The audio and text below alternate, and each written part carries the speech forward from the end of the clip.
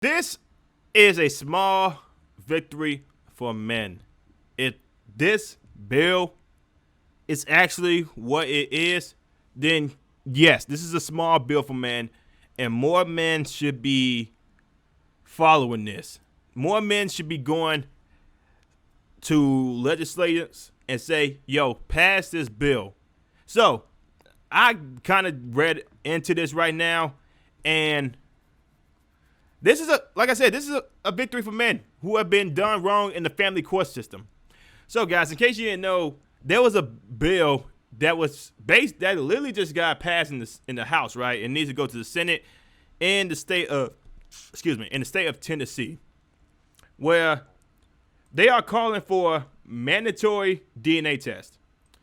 Now, this bill is going to actually help men who have been done wrong in the family court system, where they signed a birth certificate and they didn't know that the child was theirs, which they should have been getting a DNA test regardless. But some of the times, women will deny the male the DNA test, even though what you gotta hide other than the fact that this child may not be the fathers that you claim it is, because a lot of men have literally lost their jobs, they lost their source of income, they got their license suspended, all that stuff, because some women out here have lied about the fact that some men out here were the father of a child and the child was not theirs, and it literally took a DNA test like sometime later because mandatory DNA tests were not taken seriously and men were not being protected. If this bill is actually what it says it is, then this is a good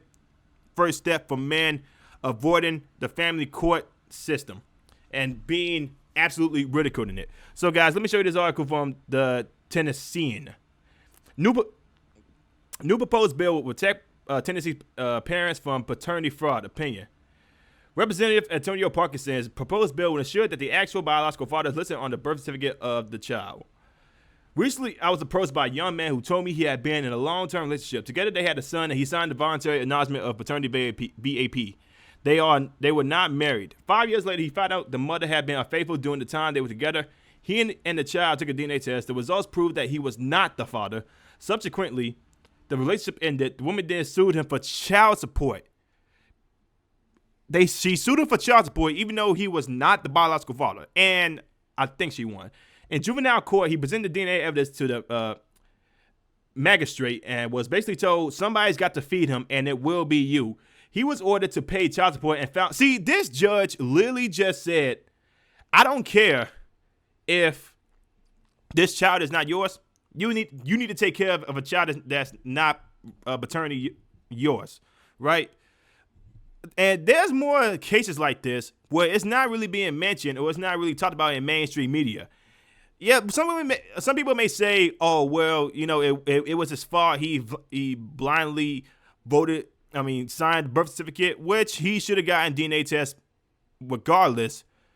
But the whole, "Oh, why are you denying our child? This is our child. This is your child right here. Why you deny him? Do you not have faith in me?" No, I don't. Cause see, there's a phrase that the judge from paternity court did: mother's baby, child's maybe. Mother's baby, father's maybe. I believe that wholeheartedly, and I have for a long time now have been an advocate for a mandatory paternity test, because you don't know what kind of woman you may be coming across. She say, oh, she is loyal, she is faithful, she is loving, she is caring. But then it turns out she was none of those things, and she was just gaslighting you to take it to basically fund her bad behavior. And the fact that some women are severely against this just shows what kind of person they are. Okay, that they would not even bother to give the man that they claim is a father a paternity test to prove they're worthy. If you are literally asking for a lie detector test, or you are asking for the man's phone, you are asking for his how many miles he drove his car, if you are asking where he been, if you are so really clingy about where your man is 24/7, hoping that he's not cheating, then what's the problem of asking for a DNA test? This DNA test will prove to some extent that you was faithful in the whole ideal or in the whole relationship, right? And some women, mainly the 304s, the unfaithful women, are severely against this. So like I said, so this judge pretty much said, I don't care if you're the father or not. Someone's got to feed his child, and it's going to be you. Eventually, his license was suspended, and he was pulled over in jail for driving on a suspended license. Sitting in jail, he lost his job because he voluntarily signed and had passed a 5-year period to rescind the voluntary acknowledgement. He was deemed a legal parent. Through this process, the actual biological parent's child was stolen from him. Finally, under this scenario, the child's rights to have the legal biological father listed on the birth certificate, and in some cases, their lives were stolen from them. Also, biological parents need protection. Multiple reports state that 1/3 of the signatures on birth certificates for unmarried parents do not reflect the biological parent's name. So 1/3 of the parents of the people in the United States, the fathers who signed the birth certificate, and the child was not biologically theirs. If women are against this, or if a court order says that you had no choice but to pay for it, even though you signed the birth certificate, then there should be some sort of crime for this. Under House Bill 2698, Senate Bill 1777, unwed fathers could still voluntarily sign, but in order for the birth certificate to be officially validated, the signer must provide the results of a DNA test to vital records. This will ensure that the actual biological father is listed on the birth certificate of the child. The Tennessee Department of Human Services, who oversees the child support program, is fighting vigorously to kill the bill. I wonder why. I wonder why they are so hell bent on making sure that this bill doesn't get passed. I wonder why. Why? Because the department fears any changes in the enforcement rules could possibly jeopardize the $52 million in funding, too much money, it was seized from the federal government for its child support enforcement programs. So these individuals are deliberately enforcing a corrupt policy that could land a whole bunch of men in jail for a child that's not even theirs. That's good shit. In addition, DHS could also potentially receive millions more for reaching a quota of 90% acknowledged births, with yet another bonus out there for exceeding the quota. So they are getting paid for falsifying documents, right? They are getting paid for paternity fraud. That's literally what this is. This is why they're trying to kill the bill, because they are getting paid for paternity fraud. So there is possibly a huge financial motivation to turn a blind eye to individuals blindly signing the VAP form. The DHS program actually aids paternity fraud by allowing unsuspecting paternity fathers to blindly sign a birth certificate without DNA proof of actual biological fatherhood. And also want to know the first thing the other thing that I found out from this is the fact that a lot of these cases happen to be from married couples, right? You're married to this woman, you want to live your life with her. She gets pregnant. I mean, you don't suspect that the child is not yours, but then it turns out the child, you happen to just think about, hey, this child is not looking like me the more time passes. Hey, screw it. Let me just go and get a DNA test to see what the hell going on. Then it turns out the child is not yours. You're heartbroken. You don't want to take care of the child no more. You had no obligation to take care of the child.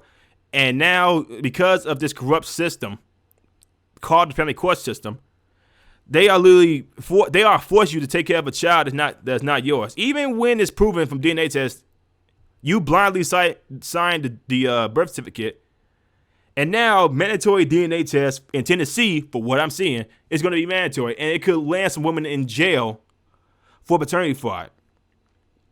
This bill could land cheating women in jail for paternity fraud. That's a small victory, but it's still a victory. In fairness to DHS, there is a 60-day grace period to remove your name from a birth certificate. Only 60 days? That's not enough. Also, a father can contest paternity in court, where DNA tests will be ordered. There's a 5-year period where one could go through the expensive legal process to rescind the voluntary acknowledgement of paternity, but they will have the burden of proving it was done fraudulently.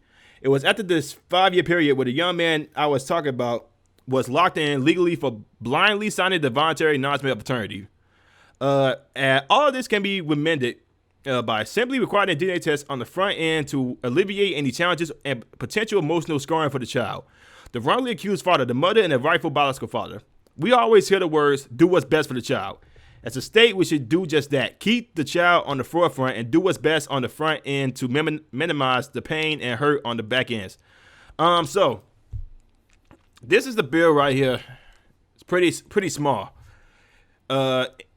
Tennessee Code annotated Section 24.7.11.12 is amended by design and subsection. A party may voluntarily seek a genetic test from a accredited laboratory for a civil or criminal proceeding before a court issues ordering the genetic test. This act takes effect, July 1st, 2022, to public welfare requirement. So, this bill is protecting men right now from facing huge pain in the court system. And the fact that women are severely against this just goes to show what kind of person, what kind of individual they are. Why would you not be for this if you have nothing to hide? If you are so damn sure that this guy that you are claiming the father is in fact the father, why would you not want to give him a DNA test? Now, like I said, this is just a small victory, right? If this bill is actually what it is, it's a paternity fraud bill where a woman who has claimed that a certain individual is the father, then they have him take care of the child, or the court system said, I don't care if this is your child or not. First of all, any court system that does that needs to be abolished, right? It needs to be abolished. This is a huge step in protecting men from taking care of a child that's not legally theirs or genetically theirs. Guys, this is a huge victory right here. It's a small victory in Tennessee, but it's a huge victory on men should be taking more action towards bills like this. And more bills like this should be passed in the Senate, in the House, regardless of where you at. It's a misdemeanor, but some women could be facing jail time. Now, it's just in the House right now. Is it going to pass in the Tennessee Senate? Who knows? Hopefully it does. Why are some women severely against this? I have no idea. I mean, I already know why they're against it because,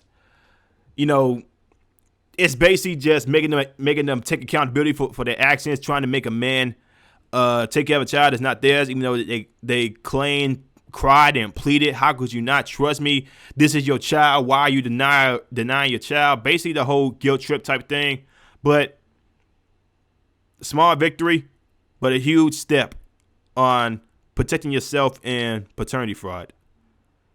Making sure that you don't have to pay for a child that's not yours. Like I said, this bill should have exceeded to married couples as well, where a woman claims that this child is yours, but it turns out that she was cheating most of the time, and then she passes off like, hey, we're married. Why would I cheat on you? Again, this is just a small victory that this did get passed in Tennessee. I mean, when it changed the House, but this is good right here. This is good for men. But let me know what y'all think about in the comments below. If you guys like the video, like and subscribe. Share the video, hit the notification bell. I'll see you on the next one. Peace.